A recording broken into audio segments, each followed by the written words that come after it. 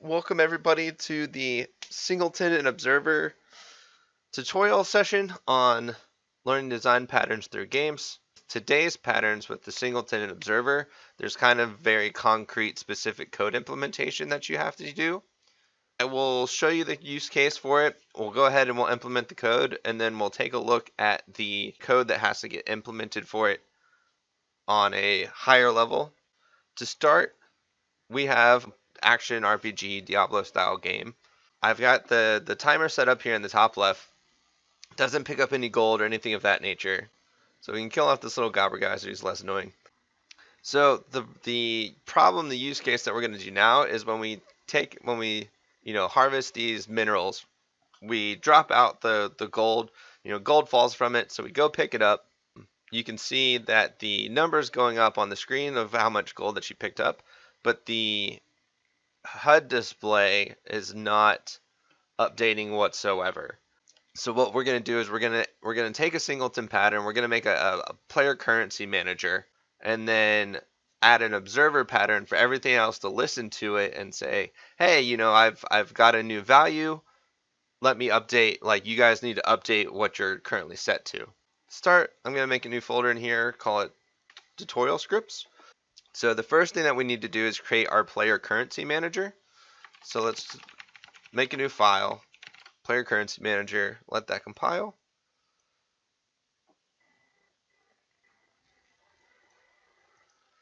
So what we're going to start with is, did you open up on the wrong side? Yes, you did.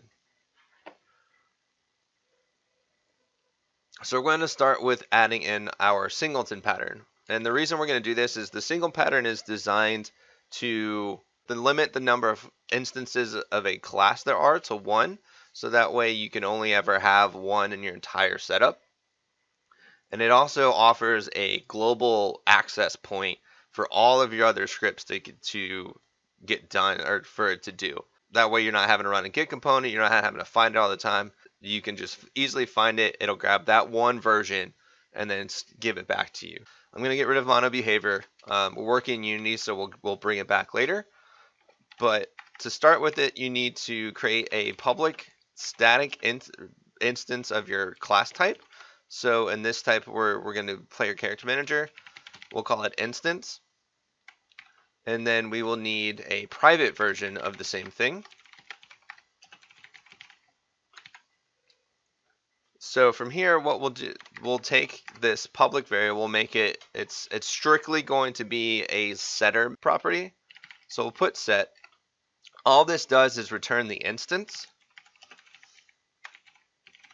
that exists. So the problem that we have now is that an instance doesn't exist. So we'll go ahead and we'll say if instance is equal to null, do a new player currency manager. Great, no problem. So this gets, and we'll set it. This is kind of the core essentials of a singleton, but the problem that we have right now is that anybody can call this constructor method. So if we had a separate class, we could just call new player currency manager, new player currency manager, new player currency manager, and it will have multiple versions of the same script, and we'll only ever access the last one created. So the first thing that we need to do is, if you've never seen a constructor, you just call the class private class, and then you can pass in your parameters. This is all we have to do. We make it private so that the only thing that can create a new version of your singleton class is the singleton itself. So this is the very basics of it, of a singleton. There's a lot of different things you can get into with multi-threading and more complexity, and depending on your systems. But this is where we'll start with. Now that this is set up, we'll go back to the Unity method, which, since that is what we were working in, and we will want to put it into our game anyways. So can't really put a constructor method on mono behavior. We'll add to the private awake, and we will set the instance. No, can't call this anymore. So we'll say if instance is equal to null, let's see if there's one that already exists just for sanity. We'll just say game object temp, equals game object.find. Oh, you know why that's going? Because that's a get, not a set. Just kidding. That's why that was throwing that error. Game object.find. We'll look for player currency manager. We will say if temp is not equal to null. So we have, or we want to make sure that we have that one doesn't exist. If we don't have a game object player currency manager, which is what this line is saying, we'll go ahead and create a new game object. So we'll say temp equals new game object. We'll call it player currency manager, and then we'll go ahead and add the component to it. So temp dot add component player currency manager, and this will be instance equals. So basically what we've done here is whenever we call instance from a separate file, it's going to see if this value has been set yet. If this value has not been set, it's going to lazy instantiate it, which just means that it wasn't created at the beginning, it's created when it's needed. So if this hasn't been set, it goes out and searches for one. If it doesn't find one, it makes a new one. This pretty much says if this does exist, if instance is equal to null and this does exist, we search for it. If it's not, if what we can do is say else if this exists, we can say instance equals, actually that's the actual better order. So we'll say if temp is not equal to null, we'll say instance equals temp dot get component player currency manager, and then we will check again if instance is null. Basically means if we find a player currency manager, we check to see if one exists.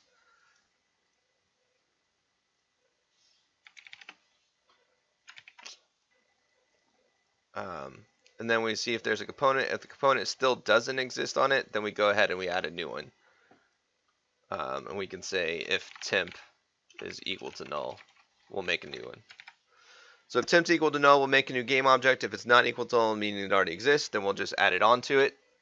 And then we set this and we return it. One other catch with this being a mono behavior is the fact that you can take a mono behavior and we can throw it on as many times as we want.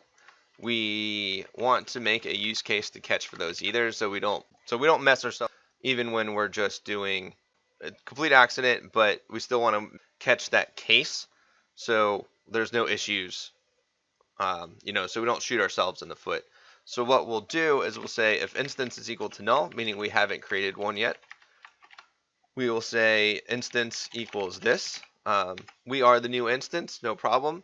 This is an optional thing. This depends on whether or not you want this manager, this singleton, to be across the entire game. Sometimes I find a lot of currency, like an audio manager might be something that I want done across the entire game, while say like a mini game manager or something along those lines is only something that I care about in the scene. So I might not add this line depending on what case it is. That is entirely up to how you want to implement it. Otherwise, what we'll do is we'll say if we do find a game object, go ahead and destroy the newest one. So this is the awake here is basically just saying if there's not an object, I'm the object. Like I said, this is a use case scenario. That's up to you. And then if I am not the current instance, I go ahead and destroy me. Somebody else beat me to the punch, no problem. So this is the basic core. This is pretty much the generic type of singleton and Unity, the very core basics of it. You can actually go ahead and take this. This is called boilerplate code. You could take this and refactor it down into a generic, but this will take you a lot further in a lot of places for what you want to implement. So the nice thing about this is what we're going to do is say I've got the UI here. We'll make a new script called Gold HUD. just for the one that's going to be updating this value right here. Compile, compile, compile, gold HUD. So we need to expose our text field, which means we need the UI namespace from Unity. Call this text, we'll call this gold text. And then we'll say public void update text. Player currency manager equals, you will have another value,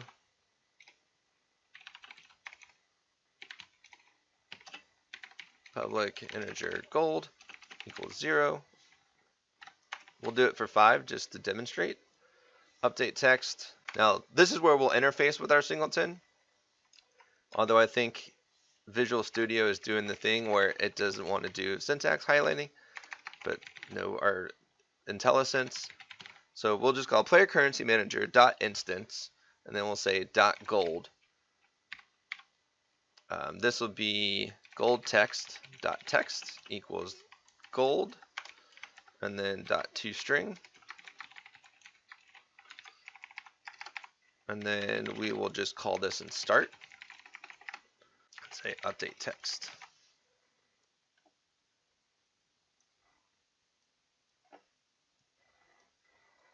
So let's go ahead. We need to add our player currency manager into the scene. So we have our 5 gold.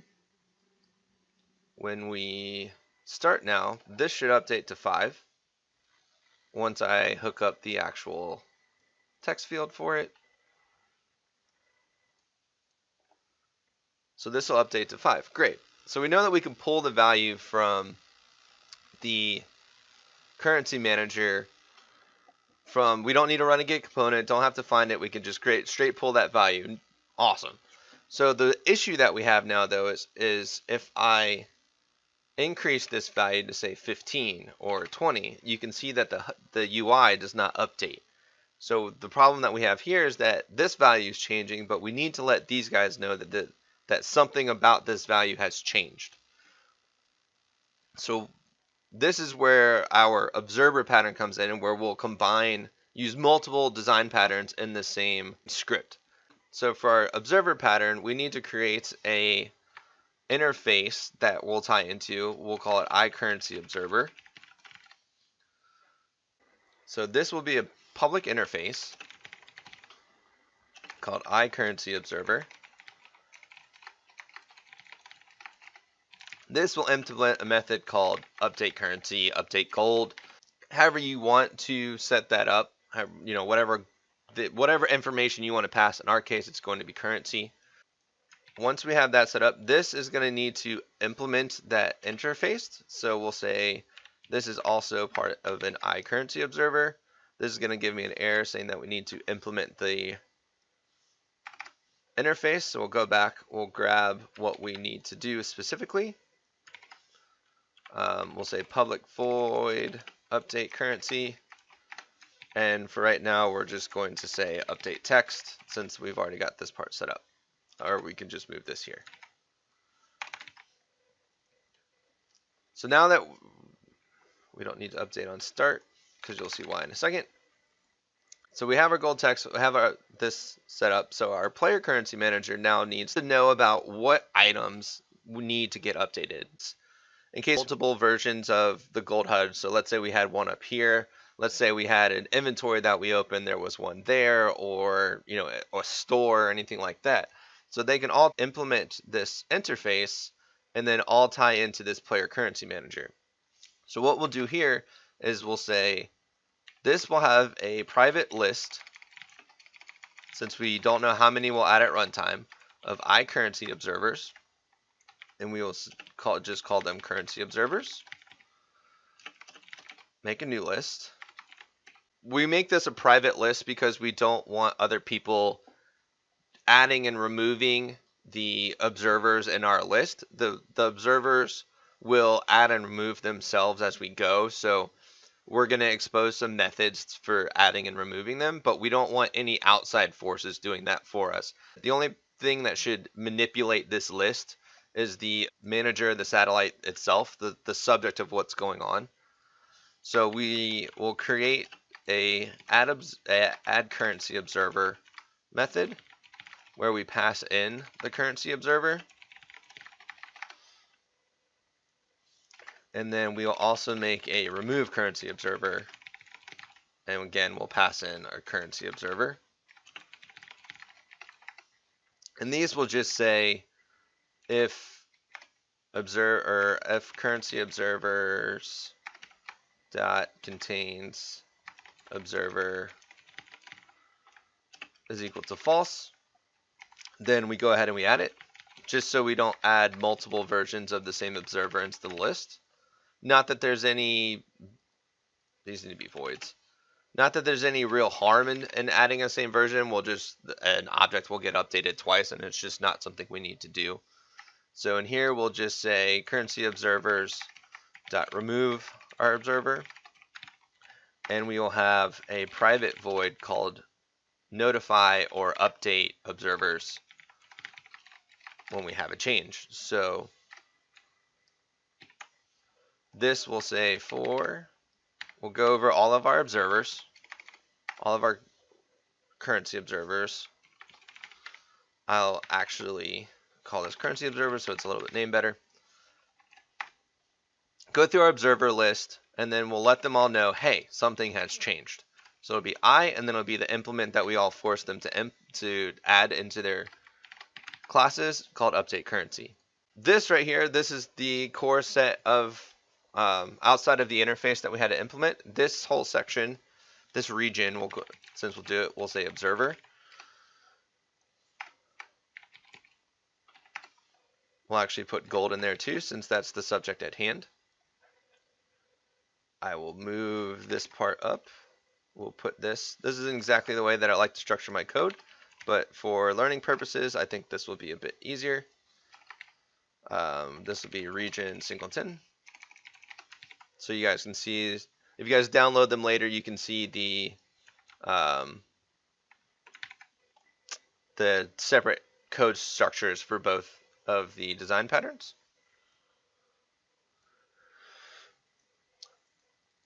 So the one last step that we need to do is our gold HUD needs to let the player currency manager know, hey, whenever gold updates, let me know. So we'll put this in our start method, and we'll just say player currency manager dot instance dot add currency observer, and we'll just pass this.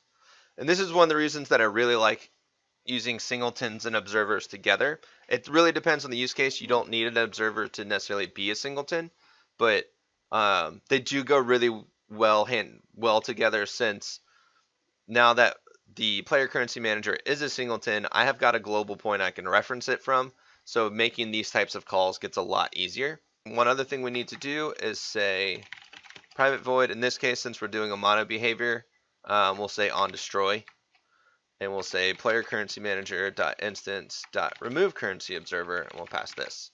The deconstructors themselves, so we'll just call on destroy and leverage what we already have. So now our gold HUD goes to the player currency manager and says, hey, whenever you make a change, update me, let me know. So the last thing that we need to do is we need to say, okay, we need to know when gold has changed. So this is all up to you. You can do it any way you want. For right now, what we will do is I will make this private, and I will make a public void. Actually, we'll make a property, so we'll call it public int gold. We'll say get return gold. When we set it, we'll say gold equals value, and then we'll say notify currency observers. So you can put these in methods. I'm just choosing to do a property. It's really up to your opinion how you like to set things up. So basically, whenever we set gold to a new value, we let everybody in the list know. So right now we just need a way to update gold. So this will need to change to the upper version. We'll need a way to update gold. I've already got this set up for picking up those gold nuggets, so we will add it in line here. And just say player currency manager dot instance dot gold, and we'll say plus equals gold amount. So now when we go back, I know we've made a lot of changes, but it should all run perfectly fine right here. They should all work. We'll kill the gobber again. This time when we break this, gold drops. Now you can see that every time that we pick one up, I know the text can be hard to see. We're at 24, we pick up a nugget somehow. We added 3, so it's now updates to 27.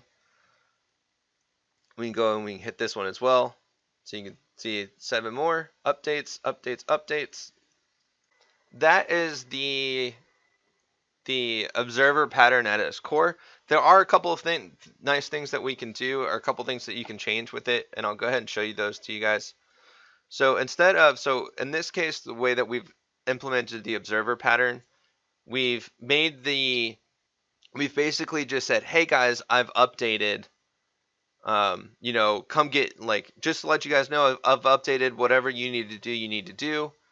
If we didn't want to do it that way, let's say that, in our specific use case, we're saying, I've updated my currency or updated my gold.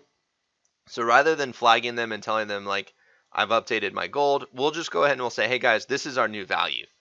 So we can just add in what we're going to pass in our method to the script in our interface, which will cause this to change, and which is why it's going to flag here. So we'll just say integer gold. So rather than them having to come out and go grab those values from it, we'll just pass it to them. Since we're also working in C#, what we can do, we'll have to pass gold here. What we can do is create a delegate instead of this list and all of these methods. So I'm going to go ahead and I'm going to remove all of this and just create a delegate called onGoldChanged. This needs to be a void, say onGoldChanged. Same thing here. If we wanted to pass the gold value, then we can go ahead and do it. Otherwise, we don't need to. We don't need this. This will actually, we're going to comment this out for now because we'll come back and we'll swap that code out for what we're about to. So what we'll also say public on gold changed, and then we'll say on gold changed.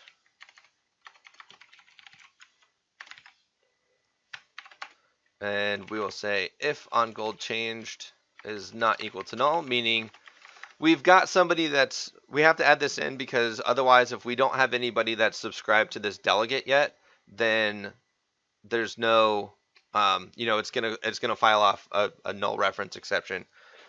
So we just want to check and make sure that somebody's subscribed to this properly.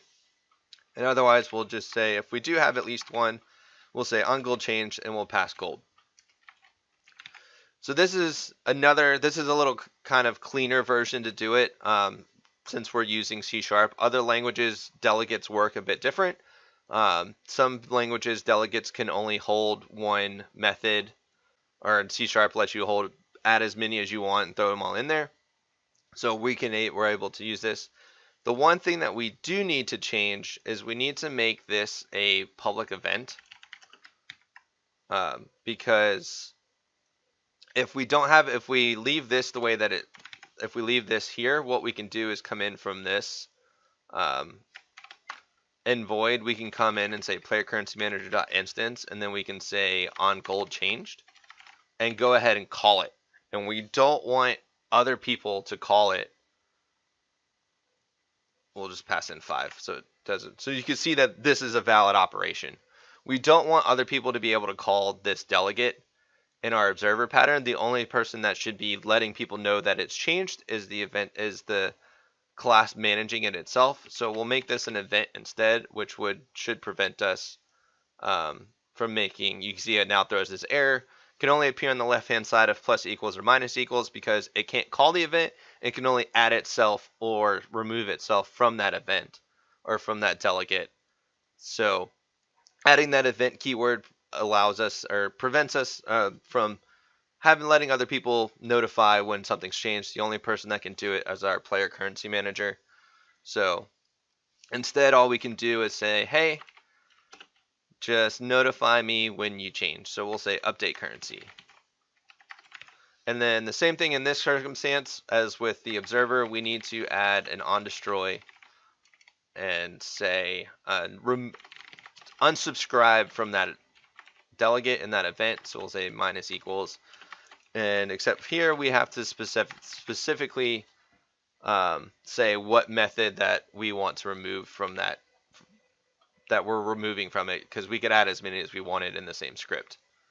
So our gold HUD, this is all of the stuff, so we have to swap all of this out and say on gold change plus equals update currency.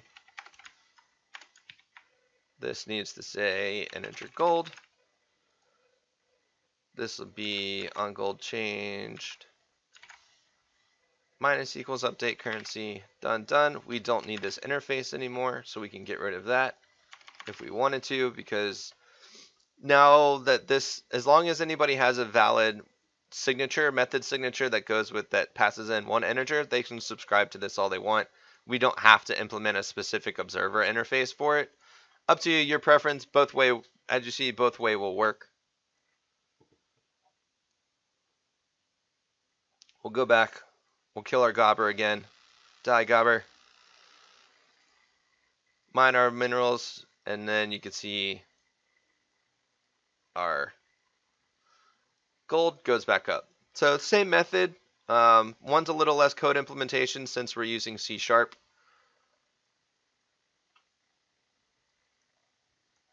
But I want to make sure that you guys had a way to, you guys knew the other ways to do it. If you're going to go work, you want to use the same design pattern, but you want to work in a different engine, you want to work in a different language. You know, I know some people are Python developers, other people are JavaScript.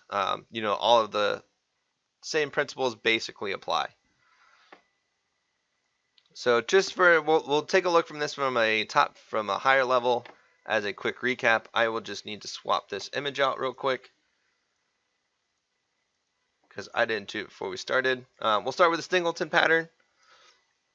So again, for the recap, for the Singleton pattern, we are ensuring that only one instance of a class is created, and then we're making it a static variable so that we have a global reference to it. We can easily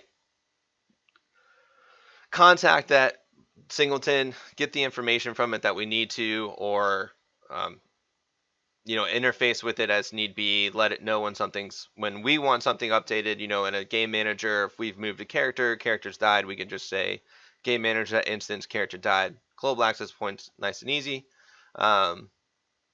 Going down, so the right side's just, like I said, this is the non-boilerplate version, so this is the generic Singleton, but that is all of the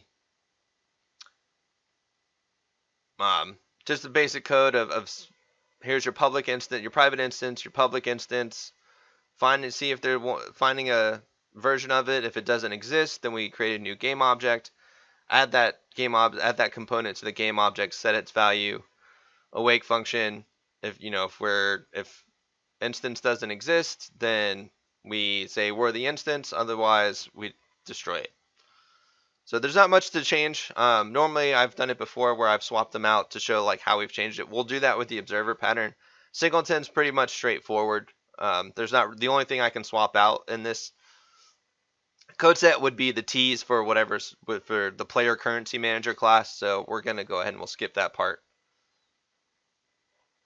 So if we move on to the observer pattern, this is the UML for it, to show it's a little more complex, or requires a little bit more than our Singleton. But basically, like I said, we're creating a dependent. We're coupling two objects, saying, you know, hey, I manage the gold. Okay, well, I need to know when you make a change to your gold value. So we're coupling these two objects together, holding hands, so that way, whenever one updates, it lets the others know. So subject in our case is our player currency manager, and which we as before we switched it to delegates, you saw we had an add currency manager, a remove currency, a currency observer, and then we had like a notify or an update, whatever method you want to call it, to say, hey guys, I've got a new value. This is what it is. Our interface, I messed that one up. Oh well. Our interface is the iCurrency observer class that we implemented, which just said update currency. And then we have our implementations of the interface in observer 1 and observer 2, which obviously you have to have our update methods because they implement that interface. So we'll swap these out for our values real quick just to see where we're at. So you can see our player currency manager, our attach, detach, notify, our currency interface with our update currency, and then there was our goal HUD. We also made the inventory gold for demo purposes, so that would take the place of observer 2. But that is the basic overview of it, guys. That is the singleton and observer patterns. I hope that you guys have picked up a few things. I hope that you'll continue to implement them in your code. Realize that find places for them that might help you get things a little faster, a little easier for it.